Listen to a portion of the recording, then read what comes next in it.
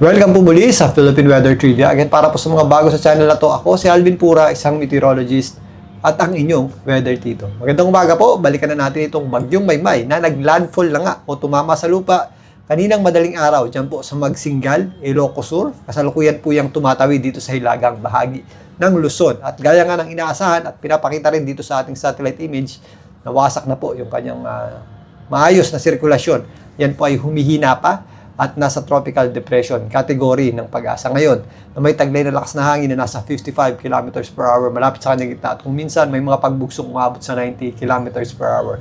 At habang binabaybay po niyan ang Northern Luzon patungo dito sa may East Philippine Sea, patawid dyan sa area ng Cagayan at Isabela, ito po ay inaasahan natin humina pa at posibleng maging low pressure area na lamang ngayong araw na ito, mamayang hapon hanggang gabi. Ito pong bagyong si Maymay ay huli pong namataan yung kanyang center o gitna o yung kanyang low-level circulation ng Pag-asa dito po sa area ng Kalinga.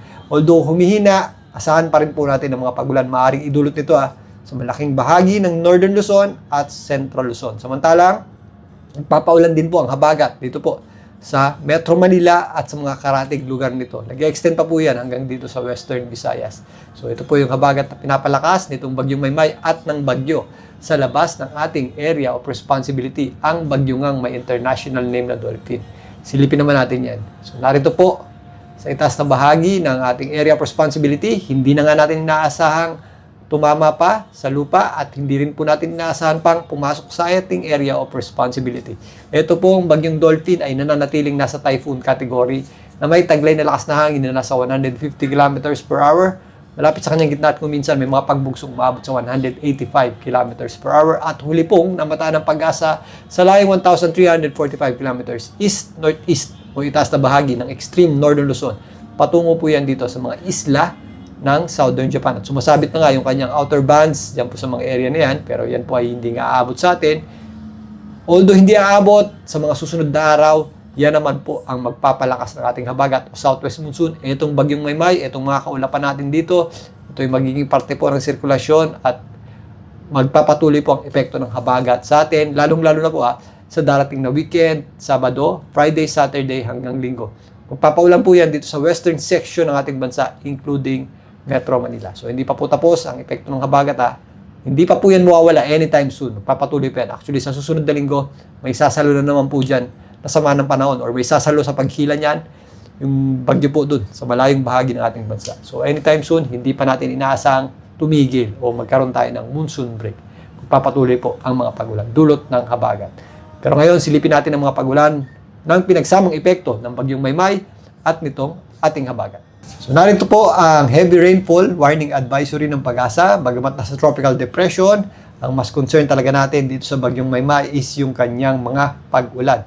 Ito po yung ating mga pag-ulan ayon sa Pag-asa. Possible pa rin po yung ating mga heavy at kung minsan intense rains. Yan po yung ating 100 to 200 millimeters na pag-ulan.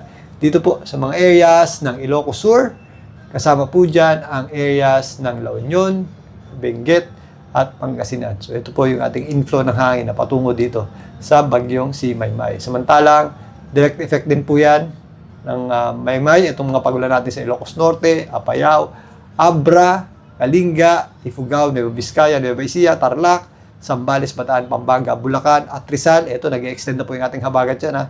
Metro Manila po, possible yung ating mga katamtaman at kung minsan malalakas na pagulan.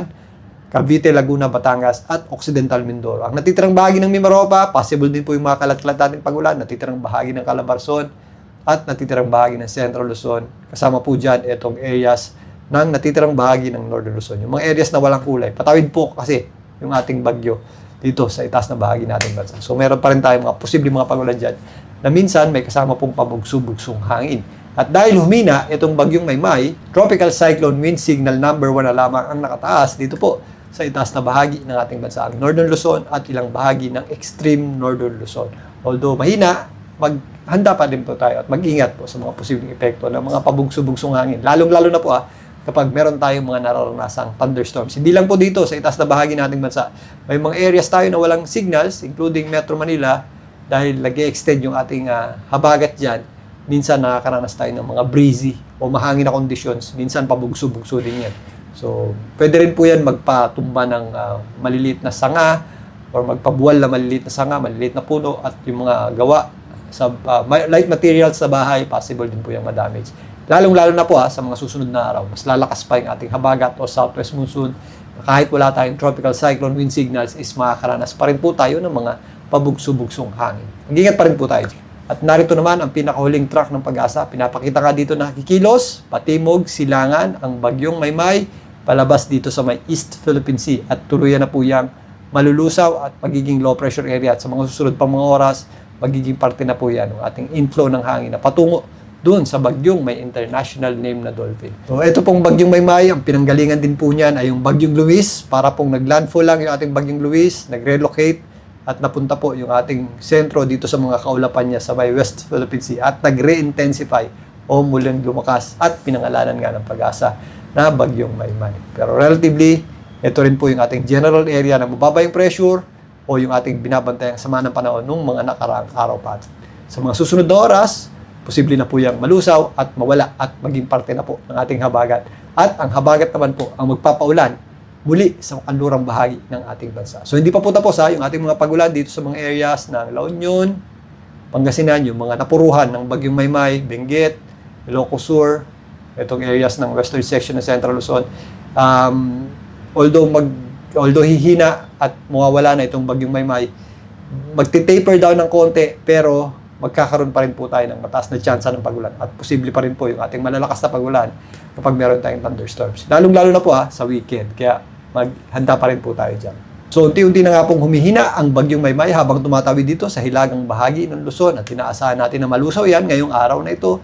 Pero again, hindi pa po titigil yung ating mataas na tsansa ng pagulan dito sa kanlurang bahagi ng ating bansa dahil magpapatuloy po ang epekto ng habagat o southwest monsoon. Magti-taper down yan ng bahagya bukas, pero babalik muli sa darating na Sabado or madadagdagan muli yung ating mga tsansa ng pagulan at thunderstorm sa darating na Sabado hanggang Linggo. Epekto na po yan ng habagat o southwest monsoon. Again, mag-ingat po tayo sa mga posibleng flash floods and landslides, lalong-lalo na po saturated o basa na yung ating mga lupa sa mga kabundukan at yung mga flash flood and landslides prone areas. Kaya doble ingat pa rin po tayo dyan. At always, makibalita sa inyong local LGU if ever may evacuation plan sa inyong areas. Balikan natin itong habagat at maaaring habagat na lamang po ito bukas. Wala na yung bagyong Maymay. Muli ito po ang inyong Weather Tito Alvin para sa Philippine Weather Trivia.